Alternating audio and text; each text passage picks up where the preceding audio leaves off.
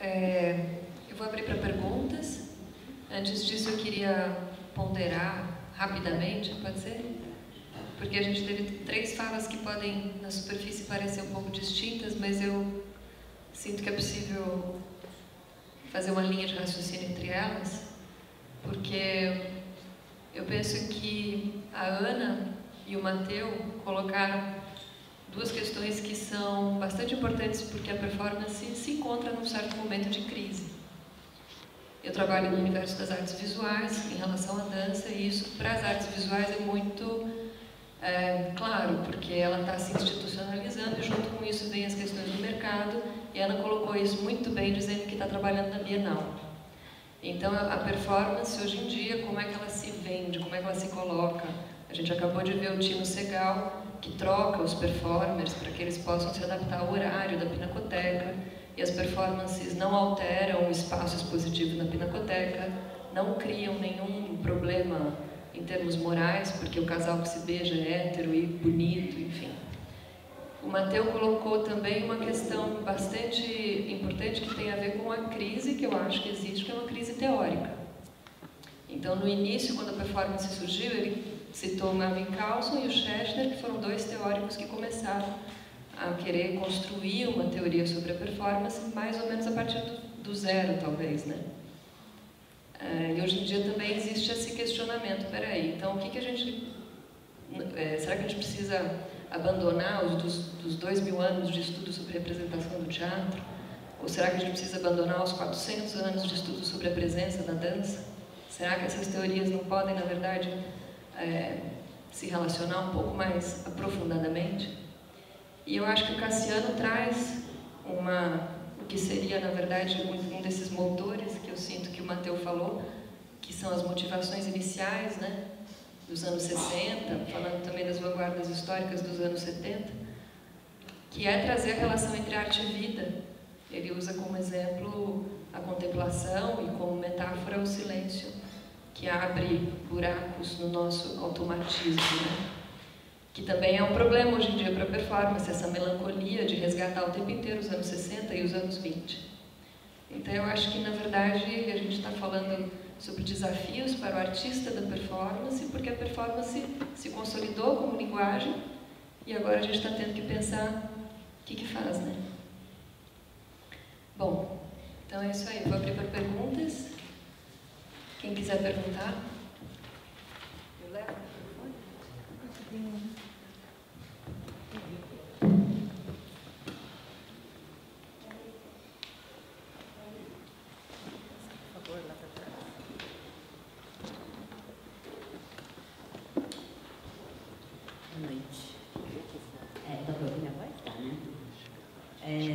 Eu anotei uma série de coisas aqui, não estou em ordem, é para os 3, é sobre o quanto as 3 falas me afetaram, sobre como elas deixaram questões no meu corpo, sobre como não me afetaram também. Eu vou jogando, vocês podem responder, podem ficar em silêncio, só preciso, não quero guardar isso comigo, tá?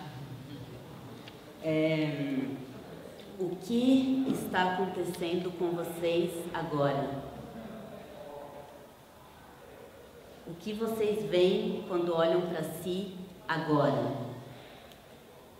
E quando olham para a gente, que estamos aqui?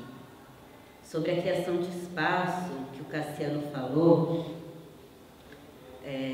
de ser esse local de confronto com os nossos vácuos, é isso? Como vocês, enquanto oradores desse momento, criam e desconstroem ao mesmo tempo esse espaço que é tão estabelecido, que o Matteo Bonfitto falou, parece que a gente tem um senso comum sobre a performance, porque o silêncio ainda se estabelece como essa forma de compreensão da mesma coisa, né? Então, como vocês constroem e destroem esse espaço através da oralidade de vocês, da postura, qual é o ato de vocês nesse instante, quais são os confrontos com os vácuos de vocês, podem ser profissionais ou pessoais, além desses desafios teóricos que vocês estão nos colocando. Eu queria sentir um pouco mais da carne, sabe? da fala carnal, da fala viva, ou da fala agressiva, ou da fala budista, ou da fala morta, ou da fala pele, ou da fala que voa. Eu queria sentir vocês mais de perto, mesmo estando longe. E ao mesmo tempo queria agradecer a possibilidade de me causar tantas coisas, assim.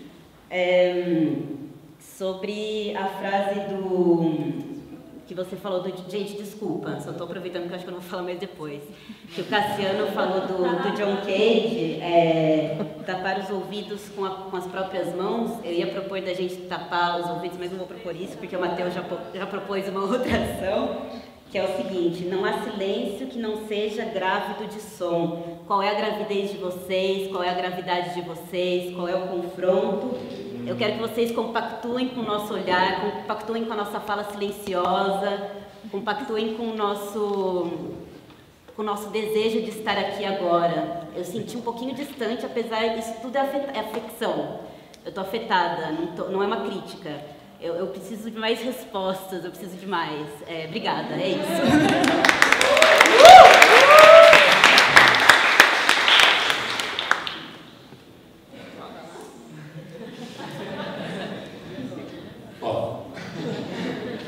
Obrigado pela sua colocação. Então, acho que uma coisa que eu gosto dessa proximidade com a performance, que a gente vai cultivando, é que parece que cria uma sensibilidade assim, no dia a dia mesmo, para qualquer situação. Às vezes pode ser uma situação até aparentemente caretona, assim, sabe? Assim, vou dar uma aula, uma palestra, um público lá, eu aqui. Mas abre uma percepção, que vai além um pouco dos papéis, Vocês aí estão ouvindo, a gente aqui, palestrante, você vai abrindo um pouquinho uma certa sensibilidade para o que você falou, o que está acontecendo nesse momento. Agora, eu senti atuar, quer dizer, muitos desejos, muitos, assim, e um incômodo com uma certa distância.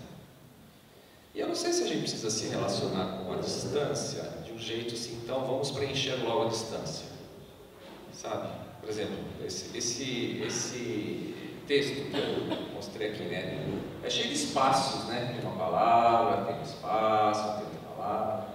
Uma coisa que eu gosto de pesquisar bastante também é o Teatro Do, que trabalha com essa ideia do mar, que é o espaço entre. Então, a sustentação desse espaço entre. Que você não precisa preencher, E você não preencher não quer dizer que não está conectado, E às vezes você sustentar um pouco esse espaço vazio entre é interessante, Porque você não precisa fundir tudo. Vocês falaram, Você falou que será que todo mundo pensa a mesma coisa, A gente tem esse pressuposto. Tudo bem, não tem diferenças e eu acho interessante sustentar uma boa distância, vamos dizer assim. Não é uma distância muito grande, mas também não é essa distância aqui, que você propôs, assim. Daí você também não vê nada, acho que tem uma boa distância, assim, que a energia, vamos dizer assim, pode circular, Porque se tampa tudo, não sei. Eu acho que a minha fala foi no sentido, não nostálgico, assim, sabe, o Cage, os ícones. É que eu acho que às vezes eu falo assim, são artistas que eu estudo que me sensibilizam por uma coisa agora. Eu acho que eles falam coisas, não que estou adotando como modelo, mas que falam coisas que ainda não ressoam para mim. Então, acho que é isso. Você que quer? Não pode falar. Tem um aqui. Tem.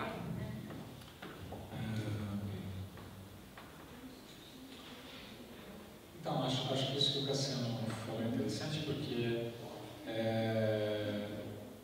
a questão da relação não se dá através de processos que criam ilusões de esclarecimentos, de explicações. Na verdade, pesquisando essa questão do Tácito, eu vejo também que existe uma necessidade de preencher todos os espaços ambíguos e de incertezas e de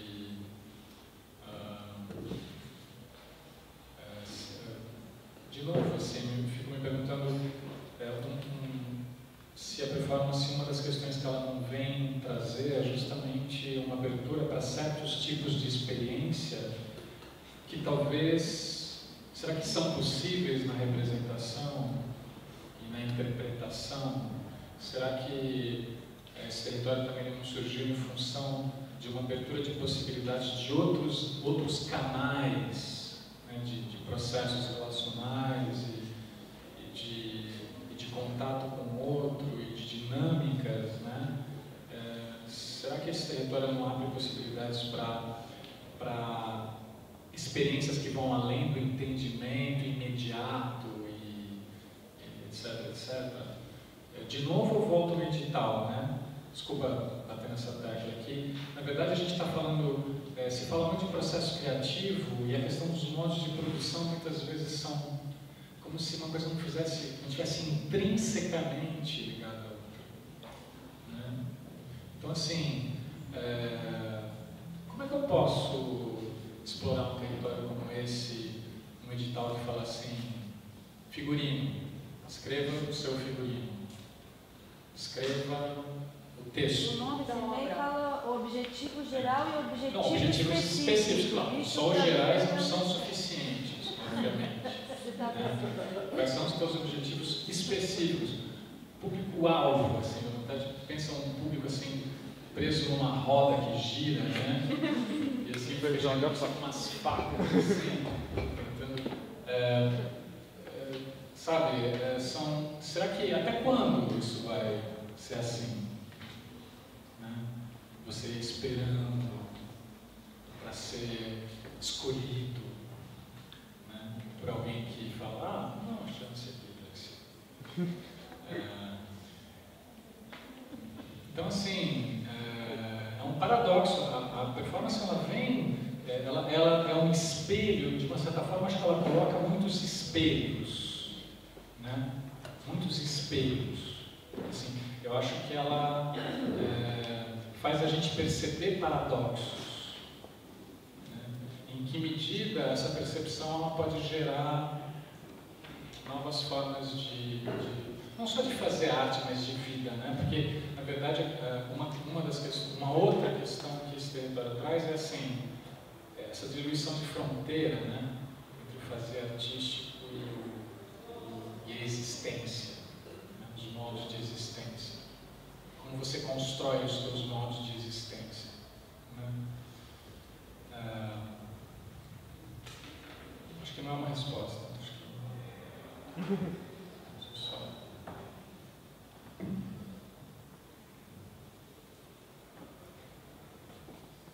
Eu só diria que a sua fala foi muito excitante, deu uma eletrizada.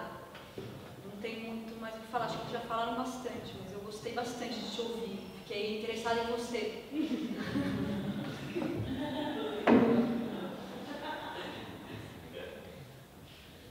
Então, na verdade, eu tenho uma pergunta para vocês, né? Porque, assim, as perguntas não vêm só daí, né?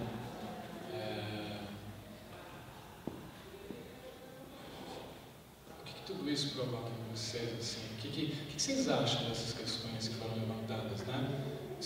Por exemplo, não só dos modos de produção, mas essa outra noção de contemplação que eu não quero tomar a tua função, né? Assim,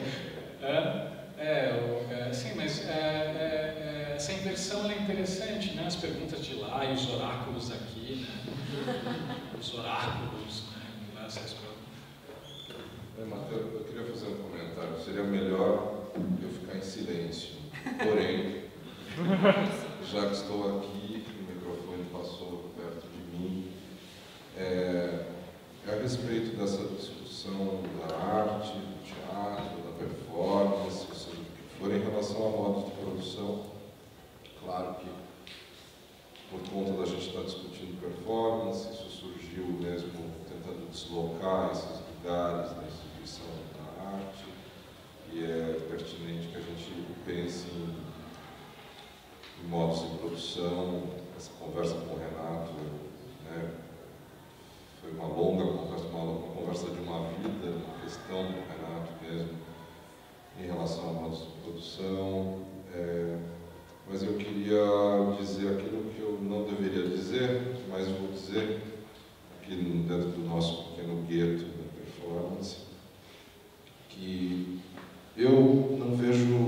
absoluta nenhuma diferença, nenhuma tensão entre a produção artística, seja ela do teatro ou da performance, e aqui estamos falando de performance, tudo bem, eu vou falar de performance, entre os modos de produção, a lógica de mercado que a gente vive, e aquilo que é produzido para tensionar essa lógica de mercado ou abrir novas possibilidades de modos diferentes de produção ou de relação entre artistas e público.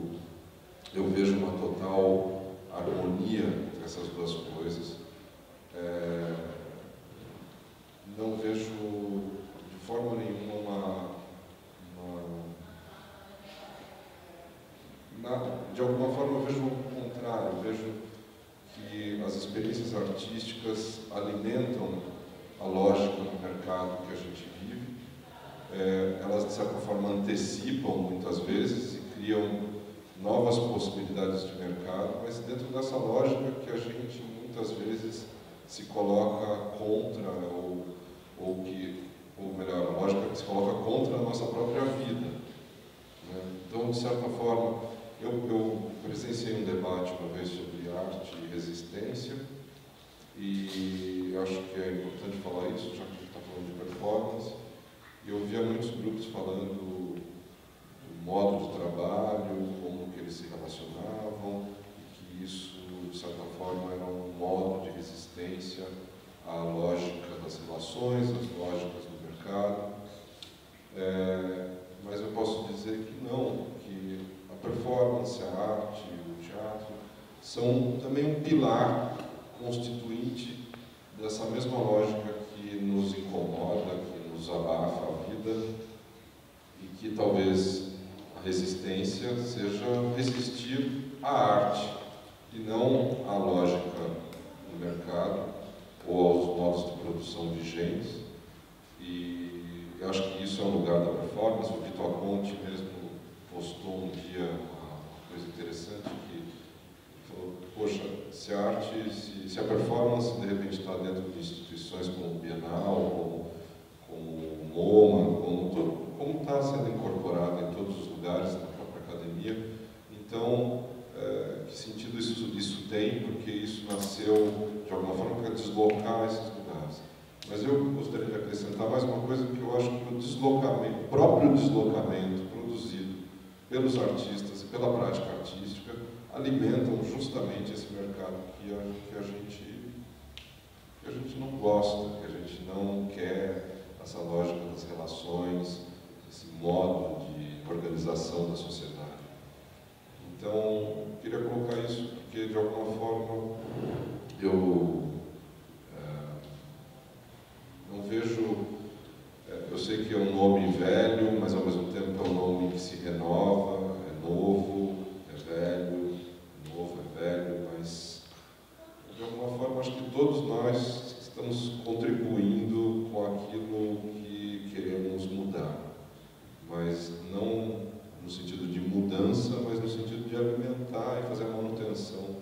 Assim como, sei lá, a gente pode tomar um exemplo lá do barroco, a gente poder imaginar a forma de organização, é muito próxima disso que a gente vive hoje. Esse marketing da organização na época do barroco, onde a igreja que dominava, em relação ao capitalismo, ao modo de produção, eu acho que a gente está vivendo algo muito parecido. Eu queria colocar isso, eu sei que é uma colocação que era melhor ficar no silêncio, mas eu acho oportuno, já que vocês tocaram tão fundo aí alguns pontos relativos a isso.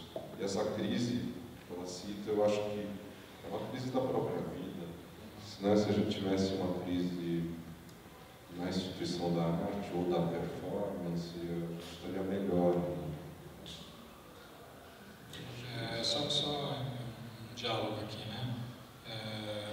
Eu acho que você coloca é bem interessante. Eu acho que a questão é mais complexa e é dialética, mas, na verdade, quando eu coloquei essas questões, para mim tinha um sentido assim de pensar em que medida o fazer artístico ele tem que se manter dependente dos chamados atribuidores de valor, né? Que são os críticos, que são os curadores, que são as pessoas que escolhem os artistas para os festivais, que dão os prêmios. Em que medida essa dependência entre artista e os atribuidores de valor, ela precisa continuar do jeito que parece que foi e é ainda. Assim, então, será? Então, na verdade, eu venho muito mais com o sentido de uma pergunta, né, e não de uma afirmação. Será que essa relação de dependência entre artistas e atribuidores de valor precisa funcionar dessa forma? É uma questão para mim que não está resolvida, que não está fechada. É uma questão. Eu coloco um pouco olhando para o poema do John Cage, talvez eu pudesse dizer, talvez fosse melhor que não precisássemos da arte. Então, em relação a esses criadores de valores, ou atribuidores de valores e tal, tem um aspecto econômico, lógico, né? A pessoa quer ser profissional da área, como é que ela vai ganhar uma grana, não sei o quê, como é que ela se move no mundo, no mercado, tem tudo isso, mas às vezes eu fico achando que também essa dependência tem a ver com outras coisas, né? Uma dimensão assim de você se enxergar a partir desse olhar, né? Assim, olha, eu sou um artista porque, nossa, eu tenho uma certa visibilidade, porque fulano falou, saiu no jornal, não sei o quê. Sabe, se vestir meio a camisa, assim. Uma vez eu ouvi um desses consultores de empresa dando uma palestra, ele falou assim, não, que o empregado não tem que vestir a camisa só da empresa, ele tem que ter a empresa tatuada na pele, entendeu? Assim, né? Quer dizer, você internaliza de tal maneira, né, E aí eu acho mais problemático, porque daí você fica, né, você vai diminuindo esses espaços, né, que eu estava falando de... Agora eu acho também que a arte tem toda essa dimensão de entrar, né, na vida ativa, né, que eu chamei, mas ela também tem uma outra dimensão de experiência, né, que te proporciona uma certa distância. Não estou idealizando também, mas... Quer dizer, você não está no tempo inteiro pensando no capitalismo, ou sei lá, como é que você lida com as questões institucionais, e papapá. Óbvio, isso é totalmente constituinte do que você faz. Mas tem modos de percepção das coisas, né? Tem muitos mundos no mundo. Então, se a gente perde isso também, eu acho que é esquisito. Eu acho que a arte não tem só uma dimensão política, isso também eu deveria ficar em silêncio. Ela tem uma dimensão política, mas não só. Ela abre um espaço para te descolar um pouco dessa máquina, né? E isso é importante, não sei. Que máquina? Esse funcionamento, né, que você pode chamar de mercado, você pode, bom, tem tantos nomes, né? Mas não é só isso, né? Ou como é que você se insere no mundo, como é que você é reconhecido, como é que você investe suas energias, quais são as suas fantasias a respeito do seu trabalho, sabe? Uma hora você vai ficar velho, outra, né? Você, por exemplo, eu penso às vezes nas pessoas velhas, né, que estão saindo dessa máquina. Elas ficam lá meio escondidinhas, né? Quer dizer, porque não tem muito lugar mesmo, né? Quer dizer, como se a gente vivesse numa cultura onde ou você está integrado nesse funcionamento, ou você não é, sabe? Você não tem direito, não é nem de cidadania, de existência. Então, eu acho que a arte, ela abre Por exemplo, eu recentemente ouvi uma mulher falando de uma pessoa muito interessante, uma psicanalista que trabalha com ateliês e tal. Ela era um cara que tinha o diagnóstico de Alzheimer, entendeu? E ela foi trabalhando com o cara, e o clínico estava falando, não, a situação dele está piorando, está uma catástrofe, o cara tá... E ela ia mostrando que o cara estava produzindo com ela, que era totalmente uma outra direção, sabe? Um trabalho super bonito, assim. E claro, depois chegou a fazer uma exposição, entrou no mundão, assim, né? Fez exposição e tal. Mas num lugar meio discreto lá, entendeu? tinha uma ambição, assim, né? Porque o cara está em outro lugar, né? Ele está indo embora, né? Então a gente tem que ter essa perspectiva também, né? Não sei. Eu queria fazer um comentário e dizer para o Cassiano que de jeito nenhum eu quis localizar a fala dele dentro de uma nostalgia, muito pelo contrário, tenho um respeito profundérrimo pelo trabalho dele. E eu acredito que essa resistência que ele propõe, na verdade, é esse modo diferente de percepção e de escutar os silêncios. Tem tantas frases lindas que eu anotei aqui. Pode, por um lado, ser uma decisão libertadora de experiência, que eu acho que esse é o ponto de vista dele.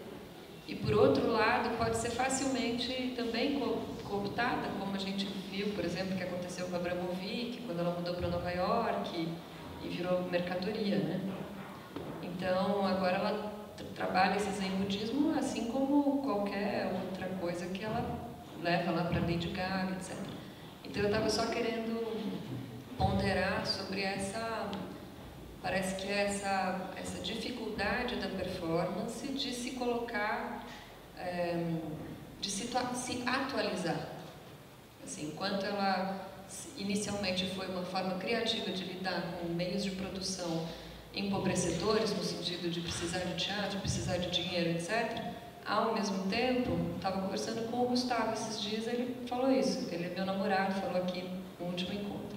Ele falou, ao mesmo tempo, hoje em dia, o mercado também já percebeu que comprar performance é muito mais barato do que comprar peça de teatro.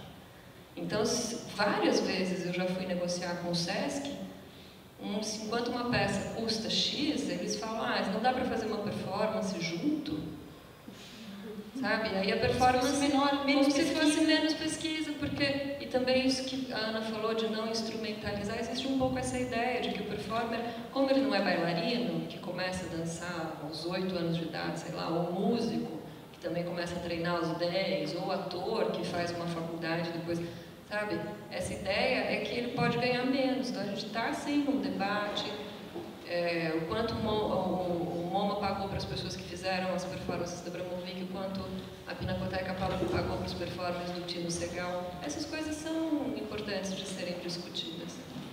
Né? Então, eu acho que tem tudo a ver, isso que o Cássio falou, de que isso é um problema de todas as artes.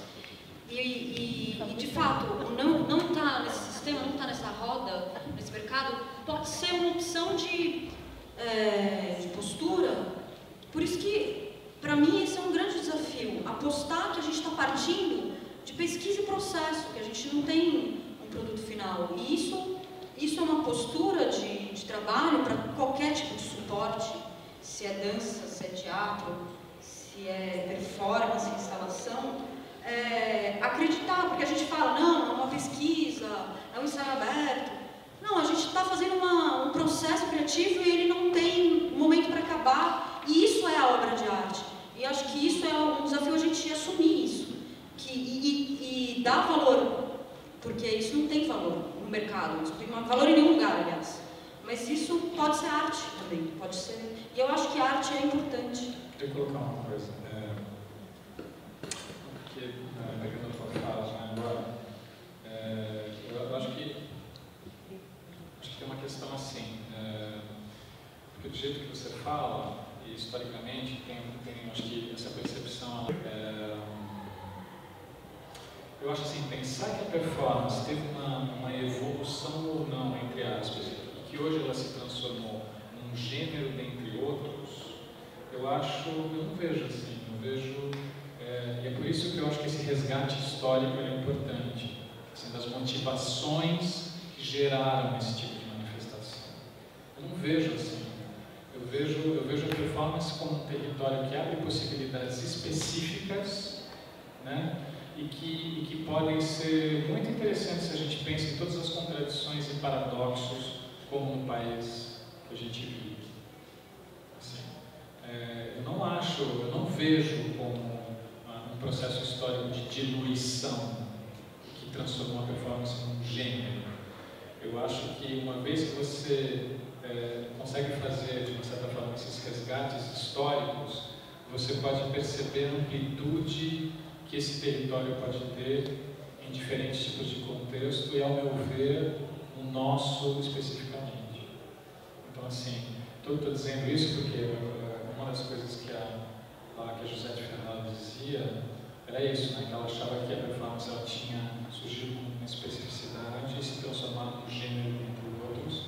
Eu não vejo assim mesmo. Eu acho que tem uma lógica diferenciada, independente da variedade interna que existe nesse território. Eu acho que existe uma especificidade de se propor como artista, com uma lógica específica e com um tipo de mobilização específica.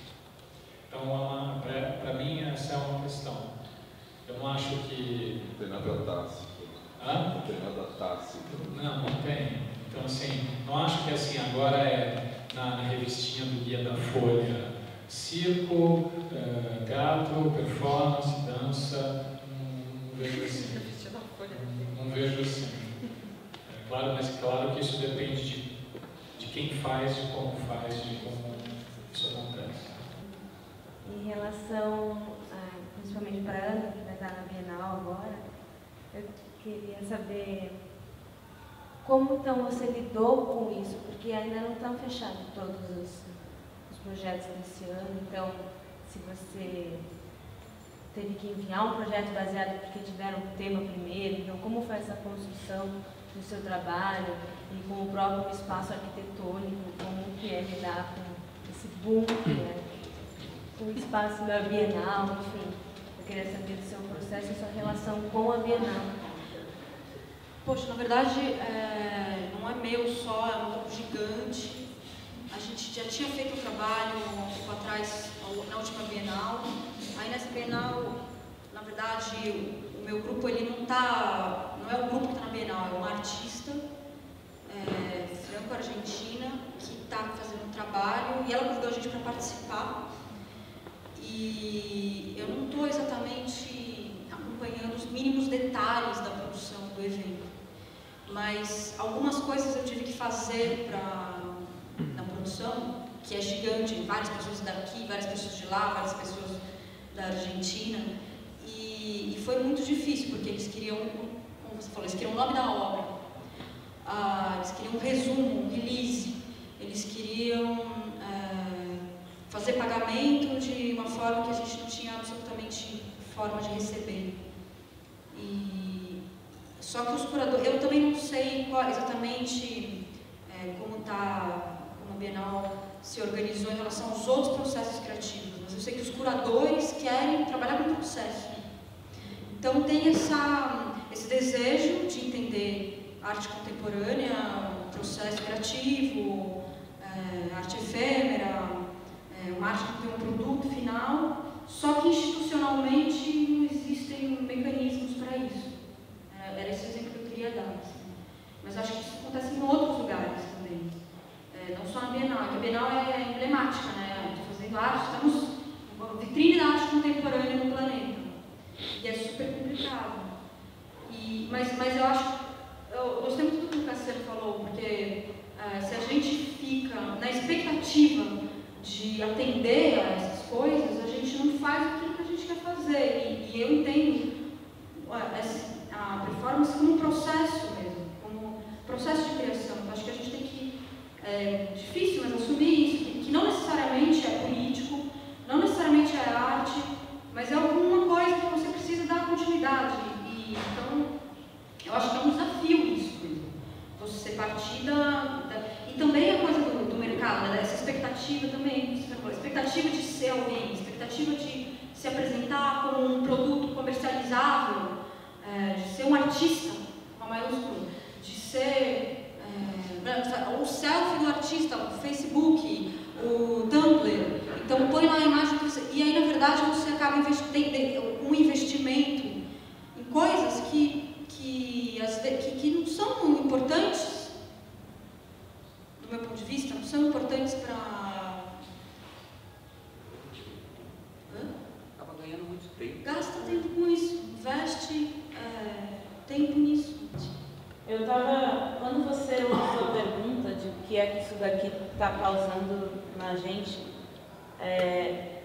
eu gostei muito de como essa mesa está rolando porque eu estou numa crise pessoal muito forte e eu percebi que é uma crise que não é minha sozinha. E atual mesmo, de fato, porque a gota que transbordou o copo foi exatamente ontem à noite. Então, está uma crise bem, exatamente com o processo, com a ideia de processo e essa coisa da técnica, de como é que você age, como é que você transforma em ação. Porque eu gosto desse teatro dito performativo, né? Eu gosto de fazer isso exatamente porque eu sinto que as coisas vêm com muita verdade, por mais que a palavra seja meio clichê. E eu estou envolvida num processo que se diz disposto a isso, e o que tem me incomodado é que há toda essa vontade de quebrar um manual, esse dito manual de como fazer teatro, e a gente está seguindo um manual para se quebrar o manual.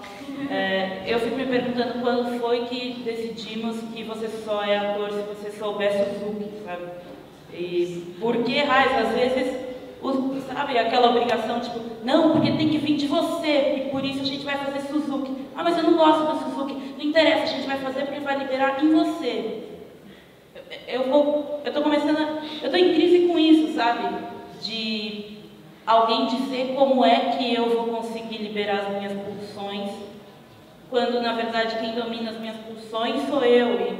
E se eu disser, olha, esse exercício não serve para mim, tem que haver um respeito, né?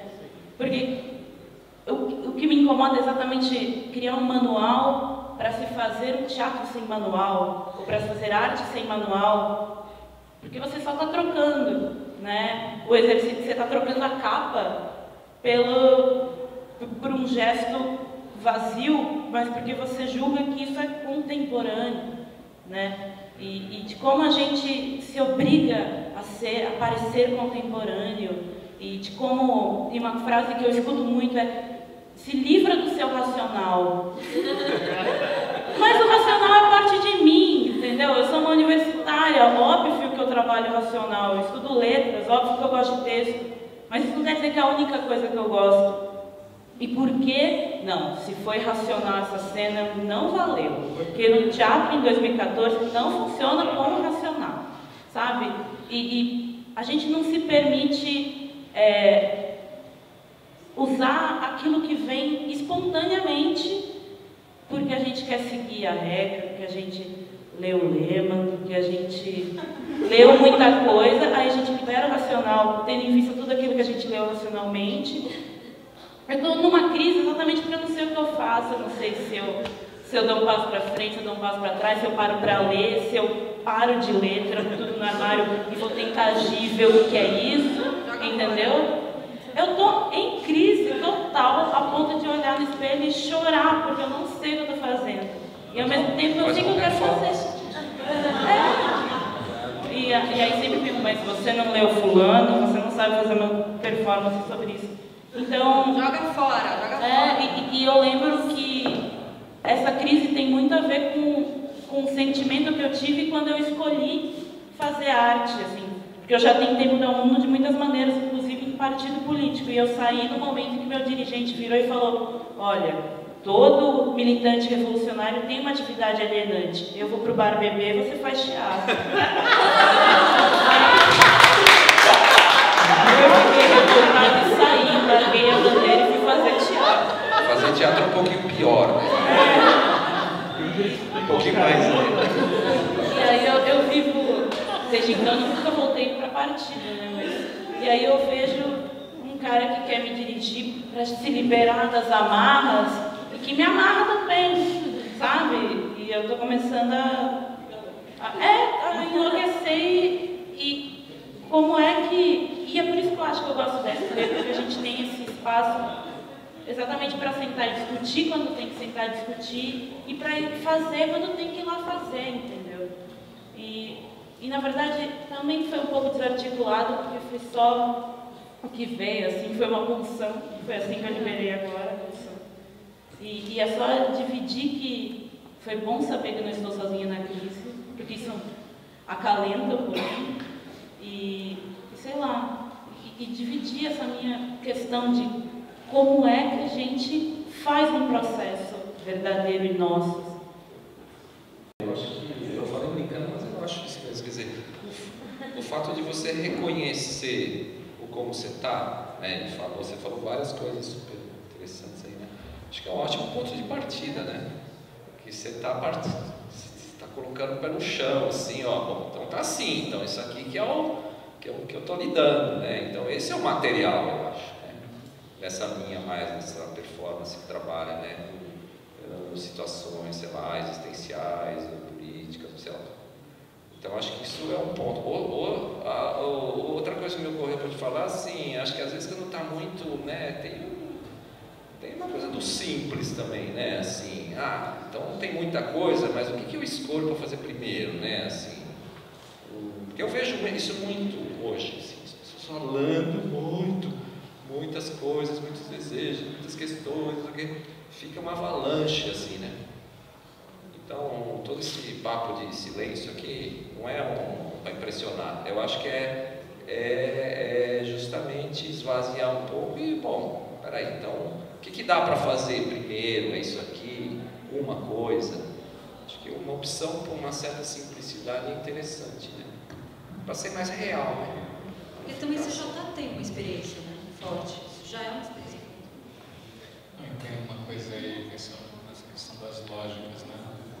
É como se você não estivesse percebendo que a ação que está acontecendo em você é justamente aquela que você quer fazer passar para descobrir o que tipo de teatro você quer fazer. Então, assim, na verdade, essa é a ação, né? Uma possibilidade, né? Quando a gente fala de lógicas diferentes no teatro e na performance, eu acho que esse é um exemplo que pode ser interessante, assim, né? Então, assim, como é que eu vou voltar a fazer personagens, né? Quando é que eu vou sair dessa crise e vou voltar a fazer personagens? Quando é que eu vou poder ser Ofélia de novo, né? Mas a questão é anterior, né? Assim, isso que está acontecendo com você, que está te mobilizando, em que medida isso pode ser um material? Ou material, né, de trabalho. Bom, a gente está no horário, então acho que vou ter que encerrar. Você quer fazer algum comentário? Eu achei a tua fala incrível. Pode finalizar. Obrigada pela